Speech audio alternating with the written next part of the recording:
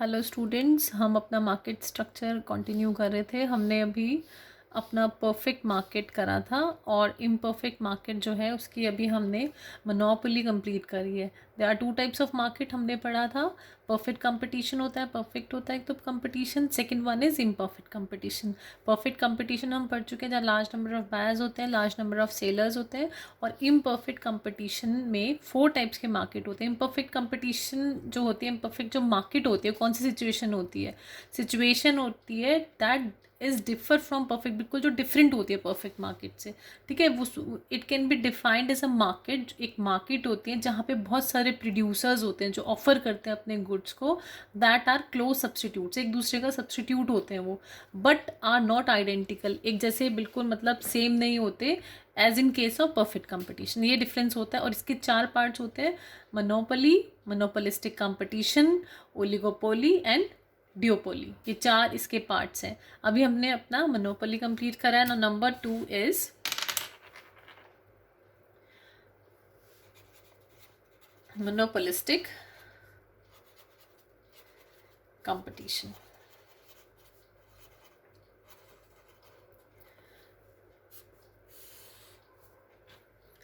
हमारा monopolistic competition क्या होता है? एक मार्केट सिचुएशन है जहाँ पे लार्ज नंबर ऑफ बायर्स होते हैं, सेलर्स होते हैं जो सेल करते हैं डिफ्रेंशिएटेड गुड्स। मतलब डिफ्रेंशिएटेड गुड्स सेल करते हैं। डिफ्रेंशिएटेड गुड्स कौन से होते हैं? वो गुड्स होते हैं विच differ in terms of quality, जिनकी क्वालिटी अलग होती है। जैसे किसी भी तरह का आप एग्जांपल ले सकते हैं, शैम्पू का ले सकते हैं। डिफरेंट डिफरेंट शैम्पू हैं, सबकी क्वालिटीज़ अलग अलग होती है। ठीक है, जो डिफरेंट डिफरेंट क्वालिटीज़ वाले डिफ्रेंशिएटेड प्रोडक्ट्स होते हैं वो कहलाते हैं, जो बेचे जाते हैं, सेल किए जाते हैं, मोनोपोलिस्टिक कंपटीशन के अंदर आते हैं। ठीक है, इसमें आप थोड़ा सा ऐड करेंगे इसका meaning. It is a market situation in which there are large number of buyers and sellers। वहाँ पे क्या था? जो हमारा परफेक्ट कंपटीशन में होमोजीनियस प्रोडक्ट्स थे, यहाँ पे डिफ्रेंशिएटेड प्रोडक्ट्स हैं। Large number of buyers and sellers buy and purchase, buy and खरीदते हैं और बेचते हैं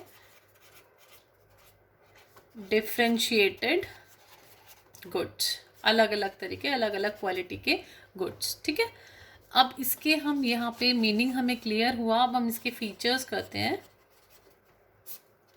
नंबर 1, पहला तो हमारा जो फीचर है वो यही हो गया, large number of buyers. Buyers जो हैं हमारे लार्ज नंबर हैं और किसी एक इंडिविजुअल बायर के, कोई भी एक इंडिविजुअल बायर एक पूरी मार्केट डिमांड को इन्फ्लुएंस नहीं कर सकता। एग्जाम्पल वही, अगर आप सोप का लें, शैम्पू का लें, किसी भी चीज़ का लें, तो वो पूरी मार्केट डिमांड को इन्फ्लुएंस नहीं कर सकता। उसको अगर जो भी क्वालिटी लेनी है या उसको नहीं लेना, वो मार्केट डिमांड को हमारी इन्फ्लुएंस नहीं कर सकता, कंप्लीट मार्केट डिमांड को। Number 2, large number of sellers. Sellers हमारे लार्ज नंबर है, मतलब कि नो इंडिविजुअल सेलर, कोई एक इंडिविजुअल सेलर कोई प्रोडक्ट नहीं सेल कर रहा तो वो हमारी पूरी मार्केट सप्लाई को इन्फ्लुएंस नहीं कर सकता, उसको नहीं हिला सकता। Number 3 is differentiated goods. हमारे गुड्स हैं जो वो डिफ्रेंशिएटेड है, मतलब डिफरेंट हैं, डिफर हैं इन टर्म्स ऑफ क्वालिटी, अलग अलग है। क्वालिटी के सेंस में हमारे जो गुड्स हैं वो अलग अलग है। ठीक है।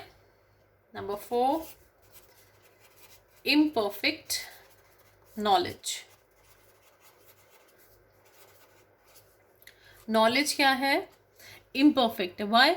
ड्यू टू डिफ्रेंशिएटेड गुड्स, मतलब जो हमारी क्वालिटी डिफरेंट है, हमारी क्वालिटी डिफरेंट है इसलिए हमारे प्राइस अलग अलग है। क्वालिटी डिफरेंट होने से प्राइस अलग अलग है, और जब गुड्स के प्राइस ही अलग हैं तो कंज्यूमर को क्या पता चलेगा, मतलब कैसे पता चलेगा कि कौन से गुड्स का क्या प्राइस सर्टेन हो सकता है, क्या प्राइस फिक्स किया हो सकता है। मतलब थोड़ा सा एक कन्फ्यूजन क्रिएट होता है, तो इम्परफेक्ट नॉलेज वहाँ पे इसका फीचर रखा जाता है। नाउ फिफ्थ, इसमें आप थोड़ा सा ऐड कर देंगे इसको, ड्यू टू डिफ्रेंशिएटेड गुड्स, ठीक है, prices are different, prices may be करके लिखिएगा, ऐसे may be different. Now fifth is selling cost.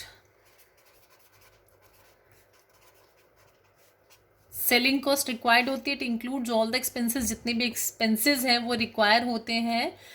क्यों? क्योंकि अगर अपनी सेल को बढ़ाना है तो हमें एडवर्टाइजमेंट्स करना पड़ेगा। अगर हमारे राइवल्स हैं बहुत सारी, एक जो हमारे को लीड करने वाले, या हमारे को अगर एक तरह से कंपटीशन देने वाले कोई भी प्रोडक्ट्स हैं, तो हमें अगर अपने प्रोडक्ट को सुपीरियर दिखाना है तो हमें एडवर्टाइजमेंट्स वगैरह की ज़रूरत होती है। तो these selling cost are required to do in monopolistic competition. उसके बाद सिक्स्थ आता है फ्यू रिस्ट्रिक्शंस। कुछ रिस्ट्रिक्शंस होती है कि आप जैसे प्रोवाइड होता है कॉपीराइट, पेटेंट राइट, ये वाली रिस्ट्रिक्शंस होती है कि एक जैसे प्रोडक्ट्स ना हो, आप डिफरेंट प्रोडक्ट्स मतलब एक दूसरे की बिल्कुल कॉपी ना करें और डिफरेंट प्रोडक्ट्स प्रोड्यूस करें, ठीक है। ये फ्यू रिस्ट्रिक्शंस होती है, लेकिन बैरियर कोई नहीं है। जो बैरियर्स होते हैं एंट्री के फर्म के, वो किसी तरह का कोई बैरियर नहीं है। अगर कोई भी फर्म एंटर होना चाहती है मार्केट के अंदर, तो उसमें किसी तरह का कोई भी उसको मनाही नहीं है, किसी भी तरह का मनाही नहीं है। इससे नेक्स्ट फिर हम यही लिख लेते हैं seventh,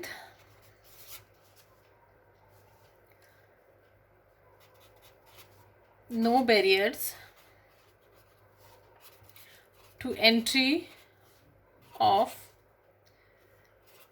other firms.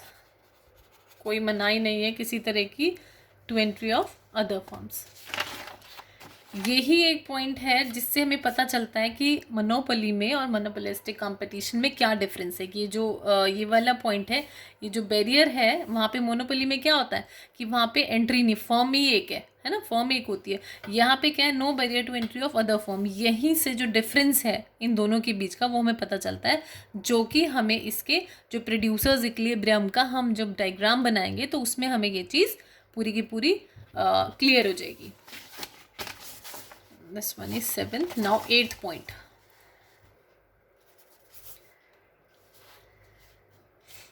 Demand curve. हमारा डिमांड कर्व क्या होगा?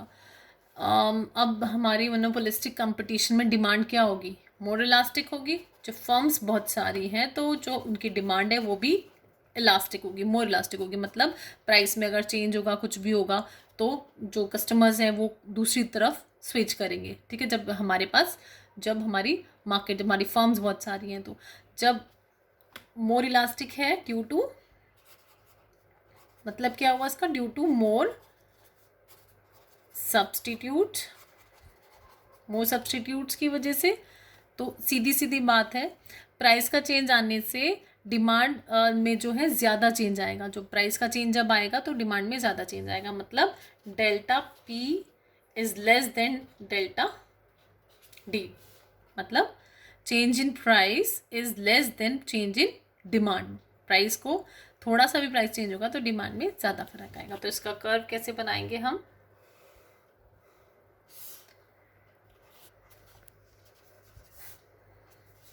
This is price, this is quantity, this is demand. Simple. उसके बाद हमारा 8th 9th आता है रेवेन्यू कर्व।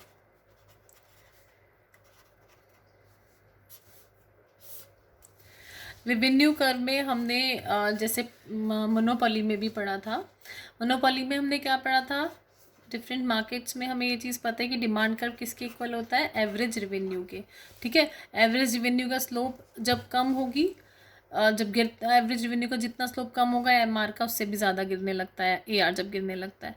तो इसमें क्या है, simple, AR, this is MR. अब इसमें हमने स्लोप कम क्यों लिया, इसका हम जो इसका मेन रीज़न है वो क्या है कि ये थोड़ा सा श्रिंक हो जाएगा। मतलब मोनोपोली में जो मोनोपोलिस्टिक कंपटीशन है वहाँ एक ही फर्म है जो लीड करे, यहाँ पे जितनी भी फर्म्स अलग अलग है सब अपने आप में एक मोनोपोली चला रही हैं, तभी इसको हम मोनोपोलिस्टिक कंपटीशन कहते हैं। ठीक है, अब इसमें जो इक्विलिब्रियम इसका बनेगा, प्रोड्यूसर्स इक्विलिब्रियम जो बनेगा, रेवेन्यू कर्व हमारा हो गया, this is revenue, this is quantity,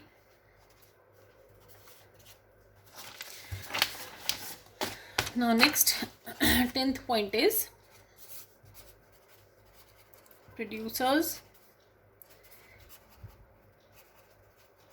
equilibrium। यहाँ पे marginal cost is equal to marginal revenue and MC should be rising। ठीक है, या फिर MC कट करे MR को फ्रॉम बिलो, नीचे से। ये वाला ग्राफ हमने इससे प्रीवियस वाली मोनोपोली में भी पढ़ा था। डिफरेंस क्या है दोनों में वो हम इसमें देखेंगे। This is our AR, this is MR। उसके बाद जो हमारा MC कर्व है, सपोज ये हमारा मार्जिनल कॉस्ट कर्व है। उसके बाद हमारा इक्विलिब्रियम पॉइंट कहाँ पे मिला, ये हमारी क्वांटिटी है, दिस इज रेवेन्यू और कॉस्ट। ठीक है, X axis Y axis, this is point of origin. अब हमें इक्विलिब्रियम पॉइंट हमारा ये मिला, दिस इज E, हमने इसको इक्विलिब्रियम क्वांटिटी का नाम दिया, EQ दिया इसको हमने। तो ये अगर हम इसको एक्सटेंड करते हैं, अब हम यहाँ पे इसको एक्सटेंड करते हैं AR तक, इसको हमने एक्सटेंड किया AR तक, तो जहाँ पे एक्सटेंड हुआ because AR is equal to price, तो ये हमारा बन गया